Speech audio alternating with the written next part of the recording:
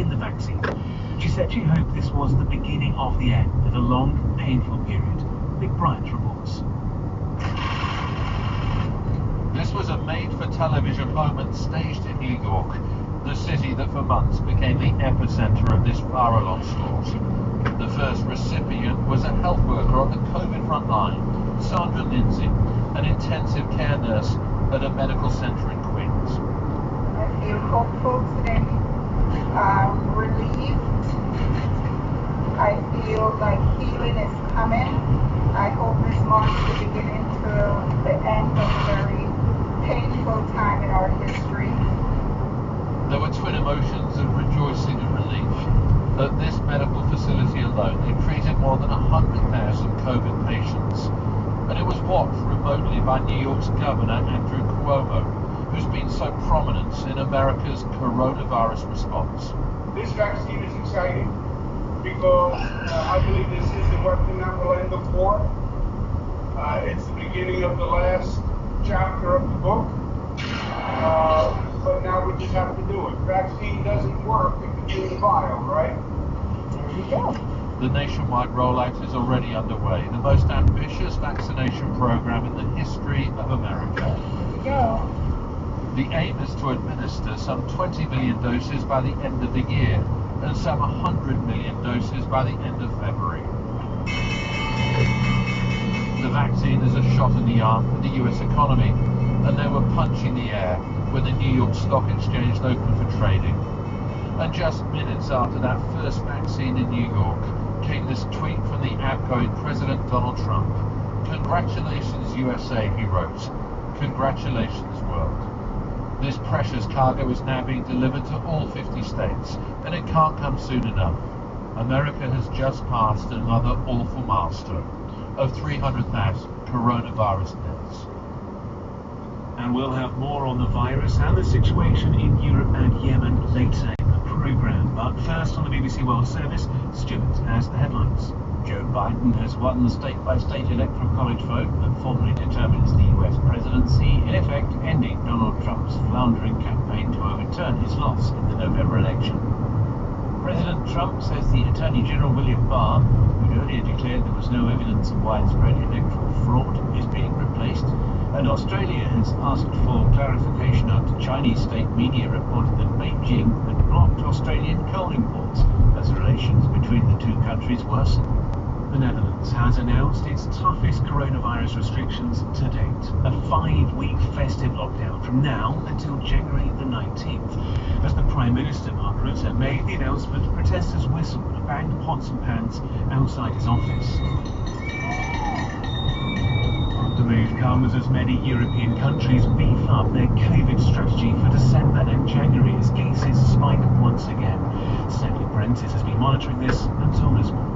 As with most of these announcements, some people are for it, some are against it, but this will be the strictest lockdown that people in the Netherlands have had to face yet, after they resisted the harsher measures adopted by their neighbours, so some of the response, as we just heard, has been quite vocal.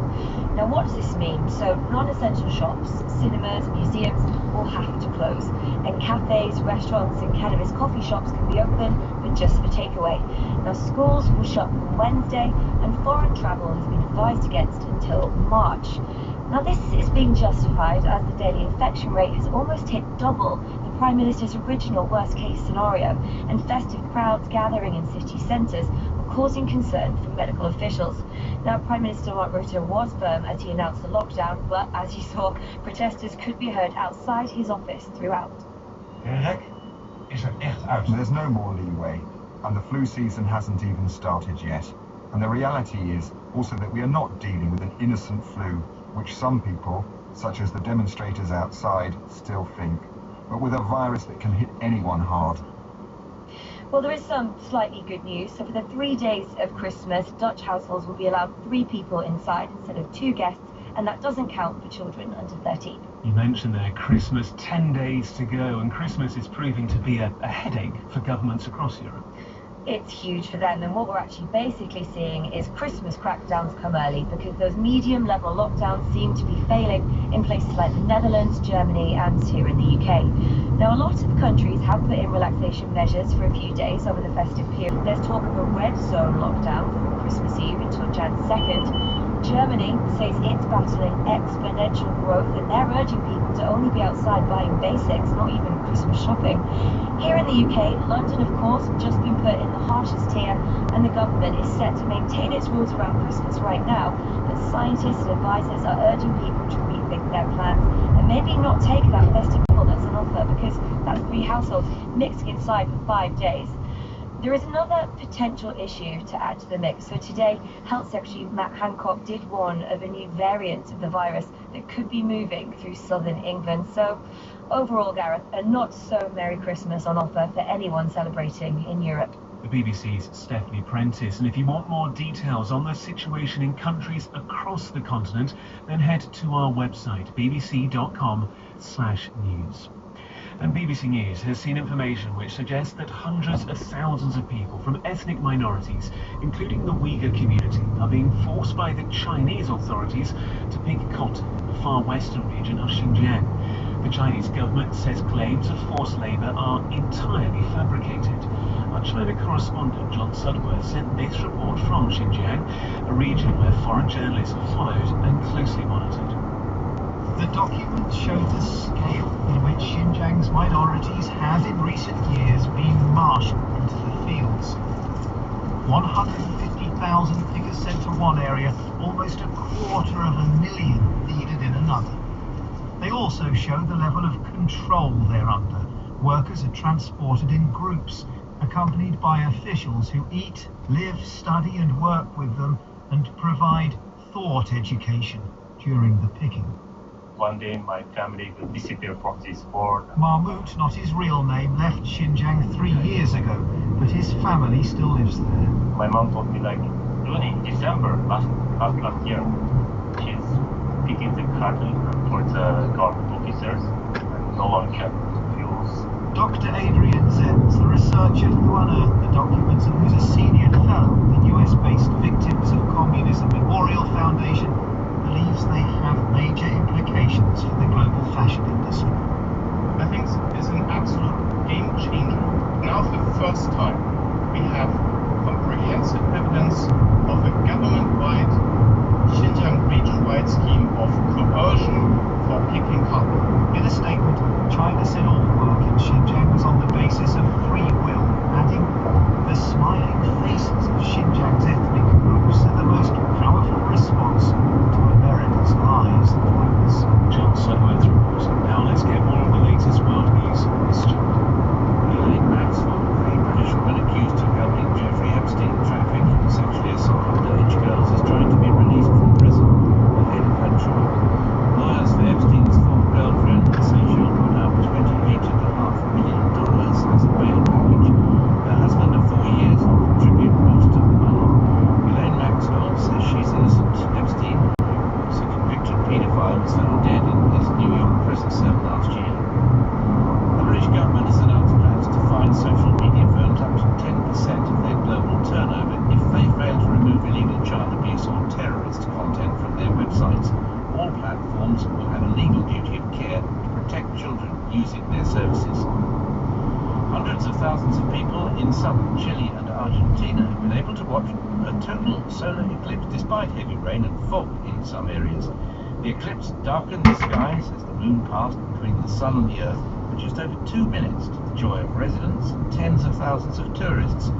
But many others who travelled to Chile's region and Argentina's Patagonia were frustrated by the weather conditions. It's the second solar eclipse in Chile in 18 months. Stuart, thank you. It's been nearly 9 months since the first COVID-19 case was confirmed in Yemen, a country already enduring the world's worst humanitarian crisis.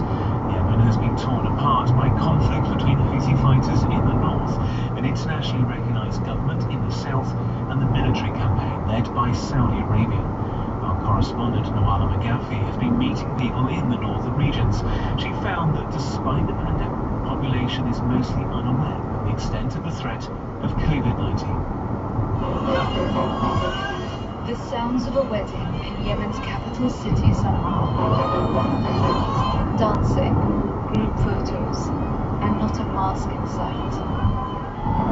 It's late May and coronavirus is peaking in the country, but with no official statistics from the authorities, the people aren't being made aware of the danger. Days after the wedding, we're in the village of Sana'a, and we discover that hundreds of people have fallen victim to the virus, including the grandmother of Hassan, a local farmer. We took her to many hospitals. They say that it's a corona case and there's no hope. We never thought she would die like that. But was there any awareness, like telling you to take precautions? I ask him. Barely any, and it is the government's responsibility. In this divided country, northern Yemen is controlled by the Houthi rebels. The first COVID case was reported here in April. At the time, Dr. Ehab Saqaf was given the task of testing and contact tracing cases for the government in the north. They didn't know how many cases or deaths were out there. They didn't announce any numbers, but the authorities also took some strict measures. But the evidence of a widespread outbreak was already surfacing on social media. Videos show armed men and Houthi soldiers rounding up those suspected of having COVID and taking them to isolation centers. This made the sick too scared to ask for help, as Dr. Ehab says. People felt stigmatized. They were treated as criminals and not sick people. There were even shootings in some cases. Many people died at home, according to people and doctors we've met. We had access to phone footage showing Houthis burying the dead at night. I took all this to the man in charge of the Houthis' response to COVID, the Minister of Health, Dr. Taha al-Mutawakkil. I asked him who's responsible for those who were kept in the dark about the virus and didn't have any help. No, it's not true. The hospitals were open. The medical staff were available. Awareness was available too. We don't have a problem with showing the numbers. The issue is simple. We don't want to create a state of fear among the Yemeni people. People have good reason to be scared. All the evidence the BBC has seen suggests the virus swept through the entire country for months, reaching its peak in June. The Houthi authorities admit to only 4 cases of COVID since the outbreak began. Until today, no one knows how many people fell ill with COVID or how many people died. Well, there we go, keep pausing. Now let's get the latest sports news and outputs. And the Liverpool manager Jurgen Klopp says Gerard Houllier will never be forgotten and unprecedented cup trouble with the club in 2001. Flags at the stadium flew at half-mast after the death of the 73-year-old was announced on Monday. When I arrived here, one of the first messages I received, and I didn't know it, my number was from Houllier. He was, the way he described it, Liverpool was his club, where he felt probably still connected. He was really supportive from the first day, and the only good thing you can say about this, he will never be forgotten. Juventus president Andrea Agnelli says he's offered Paulo Dybala a contract that will make him one of Europe's best paid players and is calmly waiting for an answer. Dybala scored his first Serie A goal in 5 months on Sunday and has been linked with a move away in next month's transfer window. Arsenal's technical director Edu has called on fans to have patience with manager Mikel Arteta, despite lying 15th in the Premier League after defeat at the weekend. Meanwhile, Man City boss Pep Guardiola says people shouldn't read too much into the weekend's results. Chelsea also lost, City and United drew with each other, while Liverpool and Spurs also picked up just 1 point. Pathetic exceeds top 6, 17th game. Always I had that feeling. Years that we won a lot of games. So how difficult it is. That makes me feel that it doesn't matter what happened. We beat Fulham, we beat draw against United, or draw against Leeds, or whatever. Always difficult. Guardiola's City side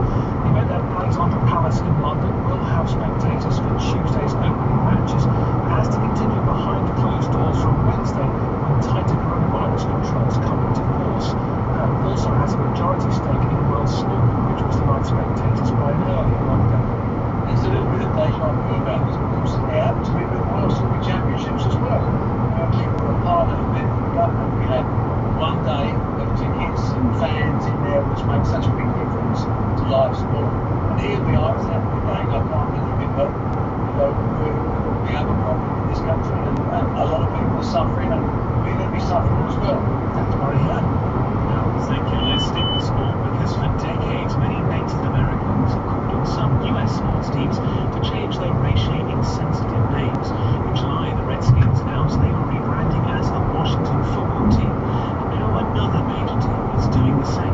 Charlie Gallagher has this report. We're swinging a little jam, shallow left. It is dropping. Muskello, diving catch. Omar Muskel with a diving catch in front. The Cleveland Indians are one of America's top baseball teams, but their name is seen by Native American groups as offensive and racist. In the summer, as racial justice demos swept across the US, bosses announced a review of the team name. Now, as expected, they've confirmed it will be changed, saying that while Indians will always be a part of our history, it is time to move forward. The new name is yet to be decided. The decision comes after the NFL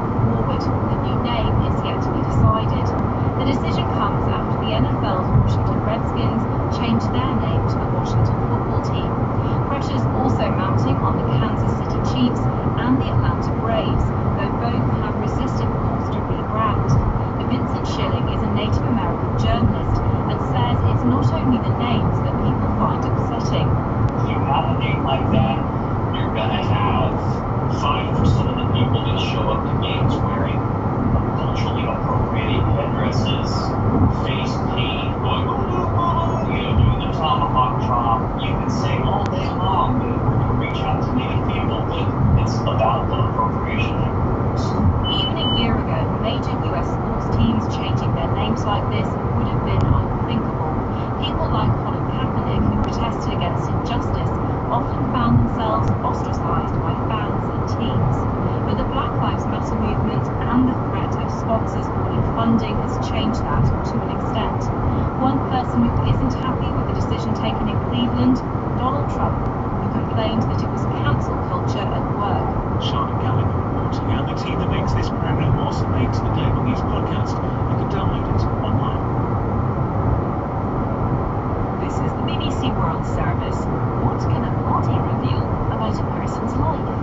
Deafness, pneumonia commanders, heart disturbance, panic depressive disorder, fevers and headaches, liver failure, congenital syphilis, lead poisoning, Beethoven, the composer of some of the world's most recognizable pieces of music.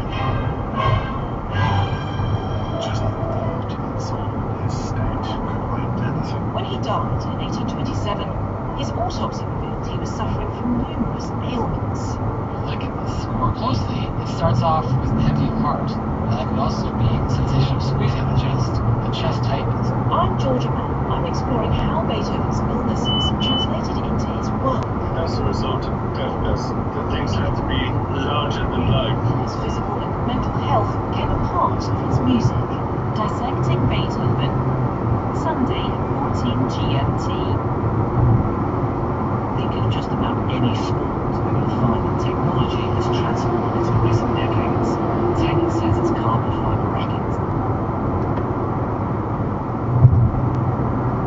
Discovery today, I'm talking to Steve Hank, who spent his career making the study of sport engineering a respectable discipline and one that can make world records.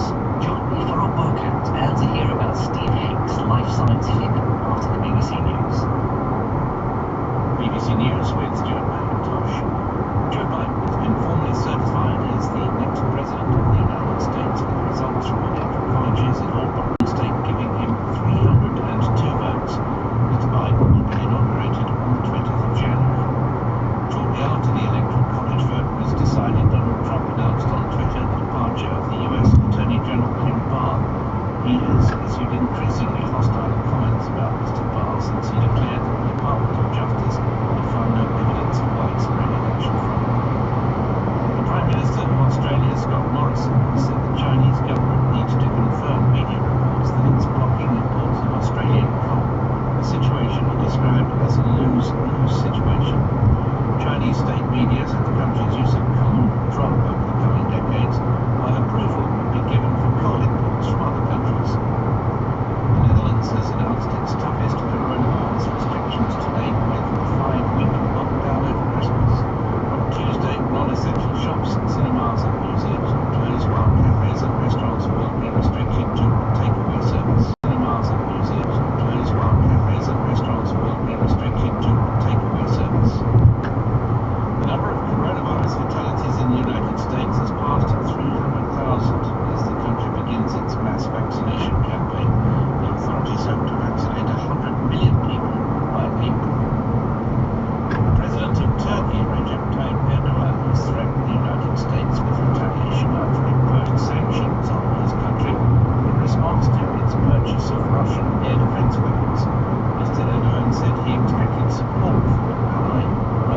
sanctions.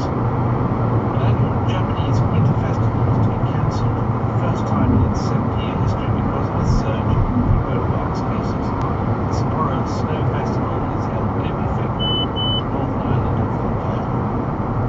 BBC News. This is Discovery from the BBC. I'm Joel Kellini, and in today's programme, I'm in conversation with a leading scientist about their life and research. Welcome to the Life Scientific.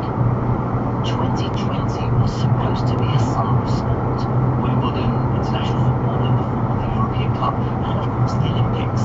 But those of us who enjoy sport are having to wait another year for these demonstrations of triumph and disaster. And someone with a deeper interest in sport than most of my guests is Steve Haake, who spent much of his career using technology to help elite sportspeople get better, faster, and break records. Sometimes, as we hear, the new equipment he's helped develop isn't permitted by the bodies that run a particular sport. Since the 2012 London Olympics, Steve has also been working to improve the health and well-being of runners. As chair of the Park Run Research Board, he's heavily involved in this international phenomenon in which thousands of people have sprinted, jogged and spun around a 5-kilometre course on Saturday mornings, which has shown really does encourage people to be generally more active. Steve has turned his hands to the engineering behind most sports, from studying how golf balls land to designing new tennis rackets, changing the materials in ice skates. He is now Professor of Sports Engineering at Sheffield Hallam University and was the founding director of the Advanced Wellbeing Research Centre there. Steve Haake, welcome to the Life Scientific. Hello. Now then, Steve, this summer we all hope to have been enjoying the Tokyo Olympics, and you would have been in Tokyo, but not at the Olympics, rather at the International Conference on the Engineering of Sport that would have taken place before it. Yes, I set up this conference a few years ago, and we always tried to have it in the country where the Olympics was going to happen, before the Olympics was about to go, because you can never organise things at the same time. And of course it was supposed to be in Tokyo, it was going to be great, we'd got a tour of the facilities, we'd got a bit of that atmosphere, that build-up to the Olympic Games. And of course when COVID happened and the world went into lockdown, we couldn't go, the conference was cancelled, but being a load of technologists, they said, right, okay, let's do it virtually. And you know what, it was an absolute success, because we normally get about 300 delegates, something like that, and this time we had 1,800 delegates online. And presumably you discuss the latest innovations and technologies that are helping those who will be taking part in that Olympics get better and faster and so on. Yeah, absolutely. So there's aerodynamics is always really popular, because aerodynamics is about bikes and it's about footballs and tennis balls and golf balls, and those are very popular topics for research. So it's generally about the technology of sport rather than the physiology of the athlete. There are still those who claim that this increasing reliance of sport on new technologies is tantamount to, I think, what you call technological doping. Yeah. We all know that technology makes a huge difference to sporting ability, but doesn't this sometimes amount to cheating in a way? Well, it is interesting. The concept of cheating comes up in virtually every lecture I ever give. That's the first question that comes right. out. And there's sometimes it's really, really obvious. So, for instance, the cyclist that put in a motor in the down tube of her cross-country bike and suddenly was winning tournaments, but then they found out that her wheels were still going around when she stopped pedaling. So that, that is absolutely against the rules, and that's very, very clearly cheating. But then you've got things like, swimsuits, or a new design of football, or some tweak on a bike helmet, for instance. And if the rules are very clear, and the rules say you can do it, then it's not cheating. And what it means is that particular sport, let's take cycling for instance. Cycling is a sport where it's the best athlete on the best bike that wins. That is the definition of the sport, and Formula 1 takes it to its logical conclusion where it's the team with the best cars with the best driver that wins. So then you get some sports like cricket that say, well no, you've all got to use a bat, you've all got to use balls like this, it's got cork in the middle, whatever on the outside, and that's pretty fixed. So what we do is we look at the rules. We did this a few years ago when we did a review for UK Sport, where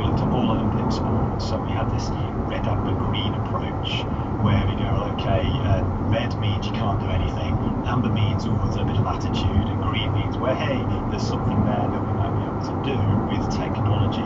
Technology is allowed. But you know what? There was an awful lot of amber and green. There were some things absolutely red. You know, it's sailing, boat's the boat, and that's it. But other things like coaching technologies or mobile technologies, etc., which were just coming in, which are absolutely allowed. So in the world of sport, you've got the physics of what you can do. So you have the physics of sport, and this is a massive, sphere of things that you can do. And then you've got the rules of sport inside that. And if you've got a very good delineation at the edges of that, the rules of sport, it's very clear what is and what isn't out the rules. But a lot of the sports, it's very fuzzy around that edge. And then equally, that sphere of the rules of sport kind of moves over time very, very gently, even though we think they're fixed. So you've got those kind of dual tensions that you're trying to deal with. Like me, you did a physics degree. You studied at Leeds University. Yeah. Like me, you graduated in the mid-80s. Yeah. So tell me, how did you get from that to sports engineering? 85, I finished my physics degree, and it really was the middle of, Star Wars, I suppose. It was the Reagan-Thatcher coalition, and everything seemed to be related to defence and military spending.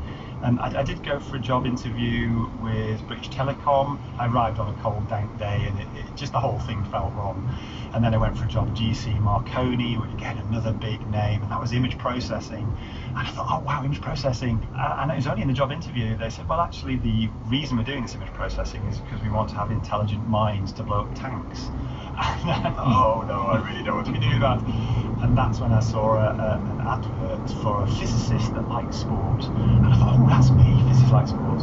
But the only problem was it was on golf, and I'd never played golf in my life apart from the pitch and putt at BlackVue. Was it a match made in heaven? I mean, did you get interested in golf, start take up the sport? Well, no, I got the role. There's only two of us went for the job. The other guy was a golfer, and I think they didn't give it to him because they thought he liked golf too much, whereas I didn't know anything about golf, and that was perhaps an advantage because they thought, oh, we'll just get on with the research. So it was in a place called the Sports Turf Research Institute in Bingley in West Yorkshire, just north of Bradford, and it was on the side of a hill where it used to snow in June. It could be grim at times, but it could be beautiful in others. And it was just grass fields everywhere, plots of grass you can do your testing on. And I did take up golf, but again, being really tall, trying to get my head to control my shoulders, my arms, my hands at the end of the club and get it to impact with the ball and make it go in the right direction was just a non-starter right from the beginning. So I'm not sure if it has to do with you being too tall. You've got 6 inches on me, and I'm also rubbish at golf. So. It's so hard. It's such a hard thing. You really have to keep at it, and I just didn't have the patience for it. I like some immediate returns, really, football or running or something like that. So tell me, I mean, this was your first taste of developing technology to understand the relationship between sports people and the equipment they use. So what was it that you studied for your PhD? Well, actually, this was to do with modelling the ball. Not modelling the flight of the ball, but modelling what happened at the end when it hit the green.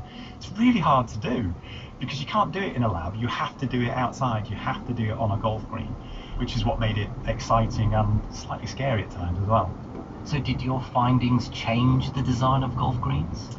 So what it did is it informed the greenkeepers that the Sports Turf Research Institute advised. It changed what they do. So what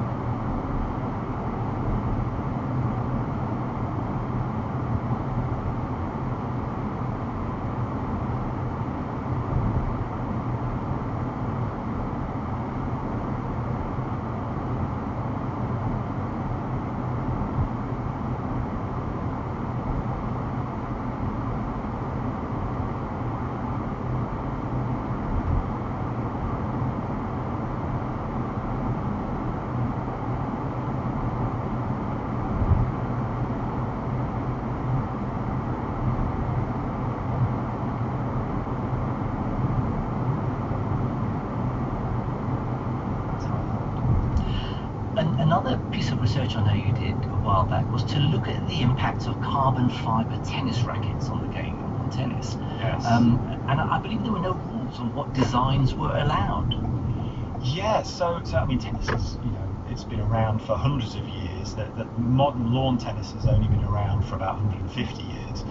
But actually, the first tennis racket rule didn't appear until the late 70s, early 80s. And that was because everyone made a wooden racket. They were all pretty standard. You couldn't do very much with a wooden racket. If you made it any bigger, it would just buckle. So then in the 80s, carbon fibre rackets, well, first aluminium, then carbon fibre rackets came out, and they could make them longer, they could make them wider, and they made the game actually easier to play. So I've worked with the International Tennis Federation for many years. We had to set up a racket power machine down at their research centre in London, in Roehampton, just next door to the LTA facilities. And that basically swings a racket round in a big circle, a ball drops out, it fires the ball out, you measure how fast the ball goes, you measure what happens to the racket, and hey presto, you've got some understanding of how that racket performs. And you also looked, I gather, at the impact of having slightly larger tennis balls. Yes, because of course when the bigger rackets came out, there was this fear that the game was just going to get too powerful, so it was all going to be dominated by the serve, and that certainly did happen for a while. So the International Tennis Federation said, well, okay, how can we slow the game down? Probably one of the things we can do is to create a larger tennis ball. And so they set about putting a rule in place. So they said, okay, Steve, can you work out what the impact would be of a larger tennis ball? So I took what I'd learned from golf, and we did some impacts on rackets, we did some aerodynamics, and then we did some impacts on the surface, so we could put together this unified model, which I called Tennis GUT, GUT standing for Grand Unified Theory, is my little physics joke. Oh, yes. I had to get it in there. So I appreciate it. I'm not sure how many other listeners. Thank you. Yeah. So Tennis GUT, which makes you giggle every time we use it, and that we could put in a racket, we could put in a type of play, and we could see how much effect that would have. And we did show that the larger tennis ball would slow the game by about 2.5%, something like that. But we also showed that the new rackets were increasing serve speeds by about 8%. So there was this kind of problem that went on there, that even with the bigger ball, it wasn't going to make a lot of difference.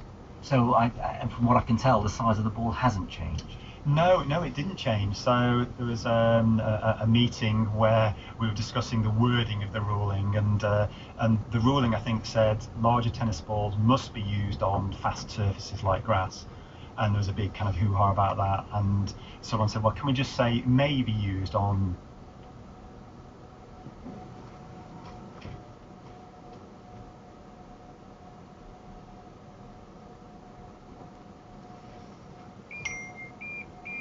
tennis players actually adapted to what was going on, and that was the thing that saved tennis, really.